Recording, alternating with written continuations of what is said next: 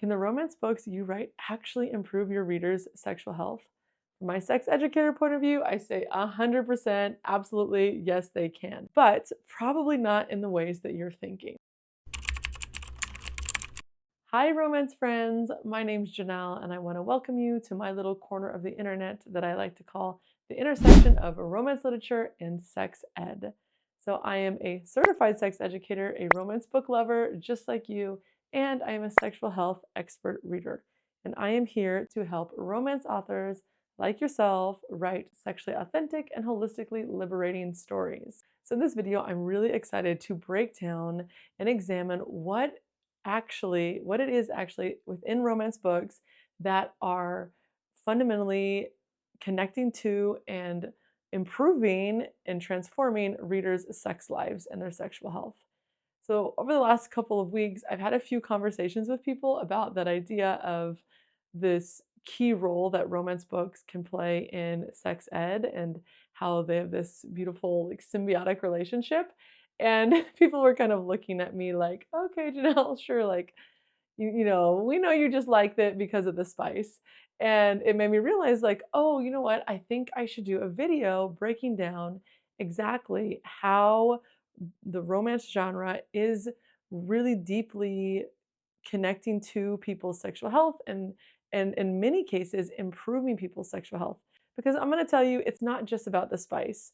Like, I'm being so serious when I say this. Like, my hot take in terms of romance literature is that people come for the spice, but they stay for the liberation. And that when it comes to how romance books are really impacting readers and helping to transform their life, it goes so far beyond the spice. So I am really excited to just dive into this in this video and look at what is it actually in your stories that is improving your readers' sexual health. So to do that though, we need to start with a foundation and we need to check in and make sure we're operating with the similar understanding of what it means to be sexually healthy. Because I think that oftentimes we think that being sexually healthy is all about the sex that someone is having or not having and reducing it to things like is there consent and pleasure and protection, which of course those things are 100% a part of being sexually healthy and absolutely necessary in order to be sexually healthy, but it's just a piece of the puzzle. So as a sex educator, when I think about if someone is sexually healthy, I think about, are they able to, or do they have the emotional and mental and physical autonomy and space and energy to step into their sexual self and to embody and embrace their sexuality? So that's what I think about it beyond just these choices that they're making in terms of the sex they're choosing to have or not have, but do they actually have the space and energy and autonomy in their life to fully step into their sexual self and to embrace and embody their sexuality? So when I am introduce people to this idea of this holistic and nuanced understanding of sexual health, I like to use a tool called the Biopsychosocial Model. So the Biopsychosocial Model is a tool that was initially designed for medicine, and it was a way to look at someone's well-being beyond just what's happening in their body and to consider these other elements of their life and how it all works together to determine their overall quality of life and their health and their wellness. So you can use this tool in general terms like that, or you can use it to look at very specific elements of your well-being, which is what we're going to do today in looking at it in terms of a person's sexual health. So the biopsychosocial model is divided into 3 sections, and we have the biological, which is all about your body and how your body's functioning and how it's working. Then we have the psychological, so that's the second piece, and that is all about how your mental and emotional state.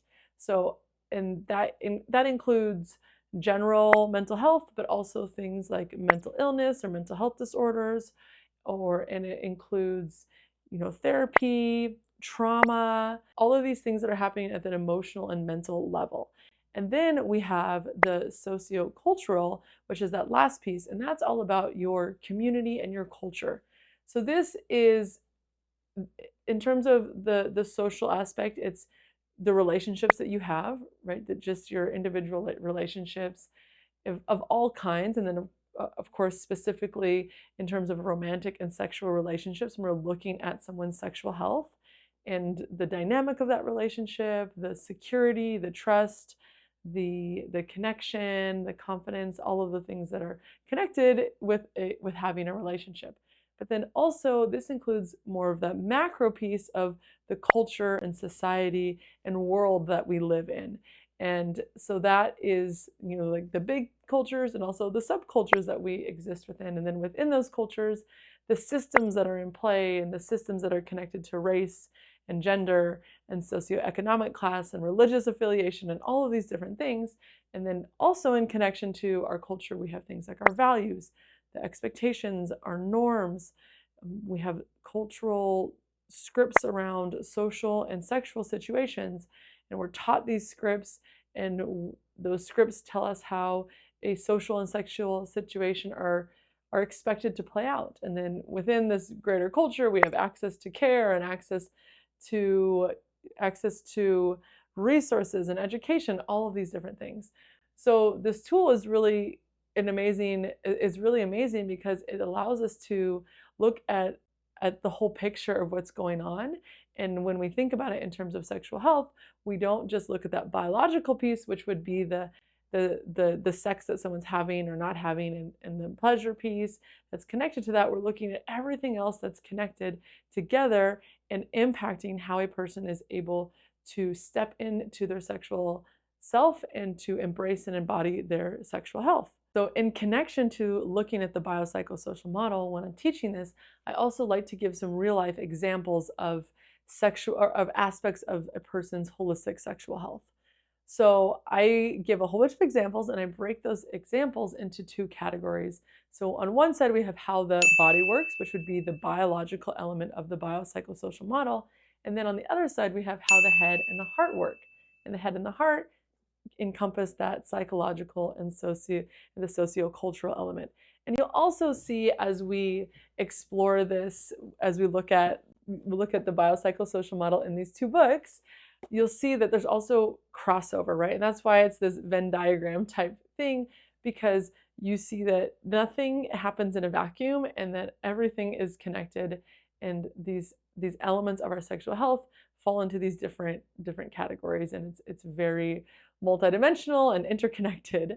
So I'll just kind of zip through some of these elements of our sexual health and show you where they fall in terms of if it's part of that biological, or if it's under the head and the heart and the psychological and the socio-cultural. So on the biological, we have things like just general body functioning, how the body is working. We have menstruation, like the menstrual cycle, reproduction and contraception. We have STIs. We have just general sexual and reproductive anatomy and the sexual knowledge that's related to that. And then we have things like hormones and how the hormones are impacting our physical body. And then we have the sexual response.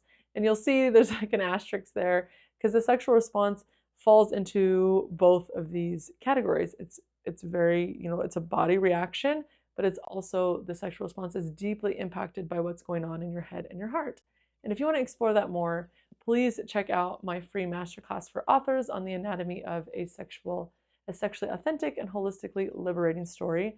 In it, there's a whole section about the sexual response and how you can really bring more authenticity into your stories in relation to the sexual response. So definitely check that out. Okay, so on the other side, the head and heart side, there's so many things here, and these are just some of the things. You could add a lot more things to this list, but it's things like autonomy and consent, and the relationship that you have with your body, the relationship you have with yourself, the relationship you have with others, the dynamic of that relationship, the things like division of labor and the mental load and trust and values in your relationship, all of those types of things. You have, again, like general mental health and mental health disorders.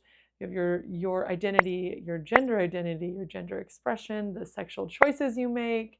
We have trauma and values. There's so many things. And then again, there is the sexual response. And the sexual response can connect to both what's going on in your head and heart, your head and heart and your body. And then as I'm talking, I'm remembering a few other ones. Another thing that's really important and deeply connected is the cultural norms and expectations and the cultural scripts that we've been exposed to. All of those things deeply impact a person's sexual health and how they are going to be able to step in and embrace and embody their sexuality. Okay, so with that understanding of the biopsychosocial model and looking at some core elements of a person's holistic sexual health, I want to actually take some time to explore what does this look like in romance storytelling? How does the biopsychosocial model show up in storytelling? And so I have two books. I have Before I Let Go by Kennedy Ryan and The Bromance Book Club by Lyssa Kay Adams. And I'm going to give you a brief rundown on these books, specifically with through the lens of the biopsychosocial model, and show you how it shows up in these books, and then how those elements are impacting the character's sexual health. And then from there, I think can connect the dots of, okay, how is this then impacting readers, and how is this helping readers also nurture optimal well-being within the biological, the psychological, and the socio-cultural elements of their life. So first one we're going to look at is Before I Let Go. Oh, before though I say go get into any of these, there's going to be minor spoilers. I'm going to really try to not give any big things away, but specifically, I do want you just to check the trigger warnings. I'll put them on the screen here for Before I Let Go. I'm not going to try to go into any major detail, but this is a very emotionally intense book, a beautiful book. It's very emotionally intense though, so you definitely want to go into that knowing what you're going to encounter.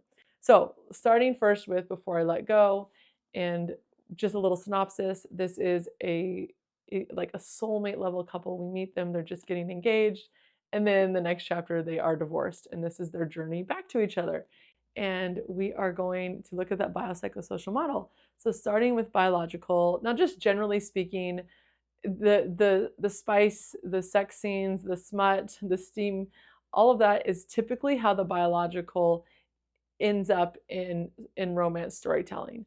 But that is a limited view of how we experience the biological, or how our biological selves impacts our sexual health, and which is exactly why I chose these two books, because I feel like they show a more authentic picture. And I actually recently got to meet Kennedy Ryan and tell her how grateful I am for how she displayed the biological aspect. So that was my little fangirl moment at Steamy LitCon a few weeks ago.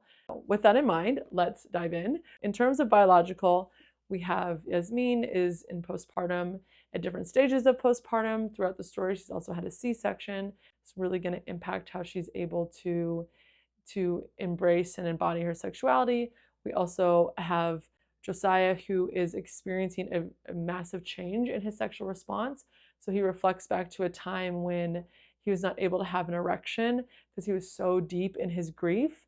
And so the way that his sexual response had shifted, and he had moved from more of a spontaneous response to a responsive response. And now if that's a little bit, if you're like, Janelle, I'm not quite sure what you're talking about, check out the masterclass for authors. There's a whole section that dives into that and really gives looks more in depth at the difference between having a responsive versus a spontaneous sexual response. And then another element, and these are just a few of the elements. I could do a whole video just on this book and the biopsychosocial model, so I'm just trying to pick out a few pieces. But another element is that Yasmin takes medication for her depression. And yes, that's connected to the psychological, but it's also having a massive impact on her physical body in how she's able to heal and grow and once again have that emotional and mental and physical energy and space to step into her sexuality and to embrace and embody her sexuality. So those are some examples of the biological. In terms of the psychological, we have just immense grief, just such heavy grief in this story that's impacting both of them so much, how they can show up and be in a partnered situation, and how they can even experience or not experience their sexuality. Then we have depression connected to that grief. We have therapy for throughout the majority of the story, Yasmin, and how her therapy has helped heal her and helped her grow. And then for Josiah, we see he is totally against therapy and how that massively impacts their relationship. And then when he's able to actually get to a point where he is ready to go to therapy, and then again, how that completely impacts their relationship and the way that they can connect together. We also have trauma. Yes, the trauma in terms of the loss, but also in terms of Josiah's childhood trauma that he is also working through. And then, yeah, so those are some ways that the psychological is being impacted throughout the story. And then we have the socio-cultural. So one of the things we see here is going back to that shift in the sexual response. Josiah has ideas of certain norms and expectations of what he thinks he should be able to do as a man, as a husband, in terms of his sexual response, and then feels a certain type of way when it's not working in the way that he wants it to. Also, we have the values, their personal values play a really big role, particularly in some instances with Josiah, who he's no longer with Yasmin, but he's having sexual feelings towards her, but then he's dating someone else and he doesn't want to cross that line. So that really impacts his sexual choices. That's kind of at the start. And then as it progresses, he realizes, oh, I cannot be in this other dating relationship because I have things, I have other feelings and things that I need to work out with Yasmin. He didn't want to get back together with Yasmin, but he also knew that it was really important for him to not cross those certain lines. So those values played an immense role in his sexual choices and how he was going to, embrace and embody his sexuality. Then one of the really most beautiful parts of the stories of the story is Yasmin's friendships with her girlfriends and how they really help heal her, and they just help her grow and be able to once again step into joy, really, and to be herself again. And I think that's a beautiful part of the story. So as you can see that, with those brief examples, you can connect the dots and see how these biopsychosocial elements of their lives are working together to really determine how sexually healthy they are, if they're thriving in terms of their sexual health, if they're really able to embody and embrace their sexuality. Now, you can kind of think about it, if you're just to think about some different books, and books that get to that 70% mark, and then bam, something's finally clicking with the couple, they probably are going to get it on at that point. And you'll notice that, some of those biological, psychological, and social cultural things, they're working themselves out so that they can actually get to that point and make that choice. And then you'll notice that, if there's still a third act breakup, it's because some of those things aren't resolved yet. So this is the really beautiful thing about your storytelling, is that I'm assuming your stories already are hitting on these biopsychosocial things. And so the biopsychosocial model just gives us more context to understand exactly how these stories are relating to people's sexual health and how it may be helping them heal and grow in these different specific elements of their life, that's then allowing them, more space or autonomy or energy to embrace and embody their sexuality. All right, so let's look now at that second book, the Bromance Book Club. Now, this is a more emotionally light story, and I love this book and this series, and so let's just dive in and look at it. So if we start with that biological again, and this story starts off right away is where we see why they're even at this point of being a marriage in trouble, is that Gavin learns that his wife Taya has been faking it in bed. So right away, that's a biological thing, right? Taya hasn't been able to have an orgasm through penetrative partnered activity or sexual activity with Gavin. And so that's the biological showing up. And then also connected to that, we have just Gavin's lack of understanding of anatomy and pleasure.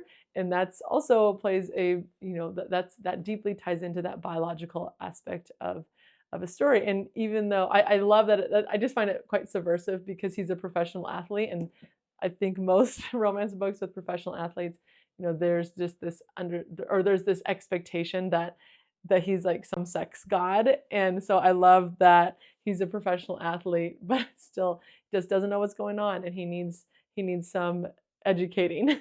So that's how we see the biological show up. Also, we see the biological show up, and there's a scene when they're in bed, it's morning, and they are both, they're feeling turned on, they're horny, they're wanting to engage in sexual activity, and then their kids knock on the door, and that just like douses the flames, right? Because reality of being a parent. And so I think that that's also an something I don't often see in books, the reality of how being a parent, how you can how how those parental responsibilities can really put the brakes on the biological things that you may be feeling.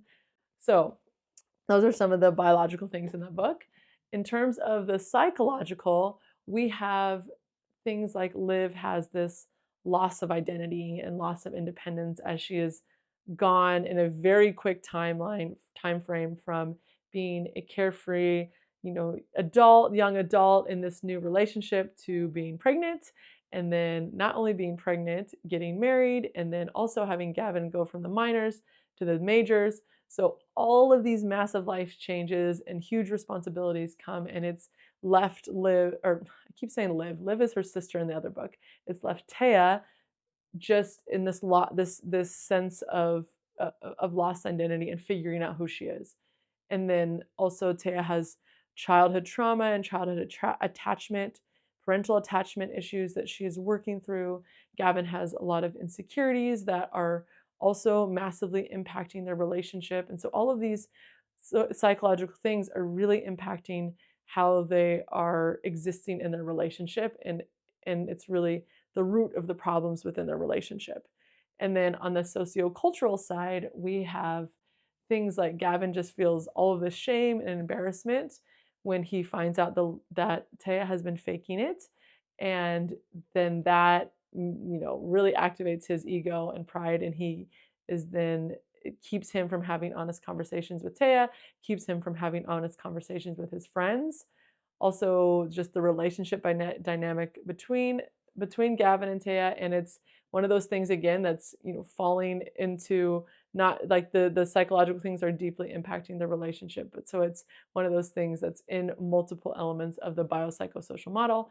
But the relationship, there's a lot of, they need to build trust, they need to learn how to be honest, they need to learn how to be vulnerable, and then that vulnerability piece is massive in terms of how how they are in the relationship together, but then also how Gavin is with his relationship with the Bromance book club. So that's another example from another great romance book on how the biopsychosocial elements of a person's life and their personhood shows up and deeply impacts their sexual health and how they can embrace and embody their sexuality. So I love the biopsychosocial model, and it really, really deeply ties to both my work as a sex educator and my work as a sexual health expert reader, as I'm working with authors to help them write more sexually authentic and holistically liberating stories. It's just this beautiful tool that helps us peel back the layers, helps us really understand what's going on in someone's life and really understand what is it that is determining the level of their sexual health. And I also think it just does a beautiful job of really showing us why and how the spice is just the tip of the iceberg in terms of how romance stories are impacting readers' lives. And again, why I deeply, deeply believe that readers come to romance for the spice, right? They're hooked by the spice, but then they stay for the liberation. And that liberation comes from when they are able to explore not just the biological aspects of their sexual health, but those psychological and the socio-cultural elements. And from that just comes this liberation in so many different ways that is just so beautiful, and why I tell everyone they need to read romance. Okay, so with that understanding of the biopsychosocial model, I just want to point out a few specific ways that I see how exactly how when the biopsychosocial model shows up in stories, how then it actually fundamentally changes readers' lives. So I think the first thing is that it just helps bring immense awareness and understanding. So readers see things in stories, and then it helps them better understand what's going on in their life. or if it's not quite what's going on in their life, it builds compassion and empathy. And I think about this like in terms of these two books with Taya as she is going through all of these life changes as someone with two kids who is shift jobs and all of these things in alignment with these different stages of parenthood and moving. It just, yeah, I really resonated with those elements of the story because it helped build a lot more understanding in myself and awareness. And then, so along with that awareness and understanding, or connected to it, I also think a beautiful thing that your books are doing is they're normalizing different complex situations. So if we look at, Josiah with his changing sexual response, that's a really, really important thing to normalize that I wish showed up in more books.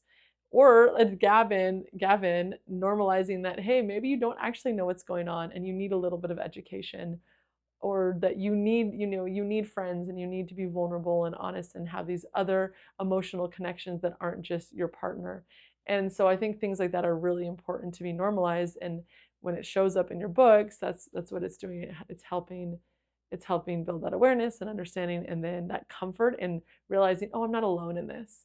And then also your stories, as you look at all of these sexual messages. And again, I want to stress that I think that so many of the sexual messages that are in your stories are not related to spice. And we look at that biopsychosocial model, and that shows us, that gives more context to what I'm saying there. But so as you integrate these really thoughtful and intentional sexual health messages into your story, spice or non-spice, whatever it may be, you help expose toxic behaviors in people. And that is so empowering, so liberating. So I see this happening in a couple ways. I see it happening where like a character grows and then they're reflecting. So if we look at Before I Let Go, Josiah had a really toxic relationship with the idea of therapy, and that was massively harming his life, that he couldn't get to that point of being comfortable going to therapy.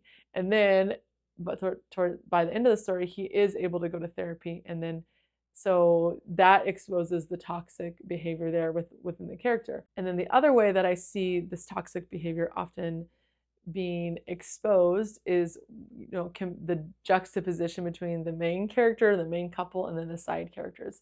So in Bromance Book Club, you see with Liv's parents have some real toxic behaviors, and they are so stark compared to the way that to what a healthy relationship looks like, which is what she and Gavin have by the end of the story.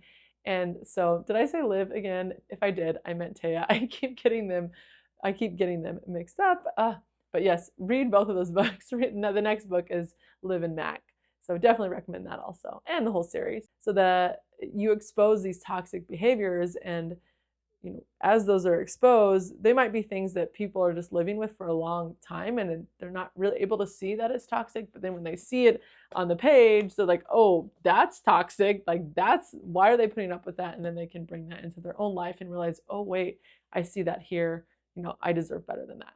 And all of this just helps totally shift people's understanding of relationships and sex and love and all these different elements of our life. And it helps bring in new expectations and helps us set new norms and write new scripts. And it's just all so incredibly empowering.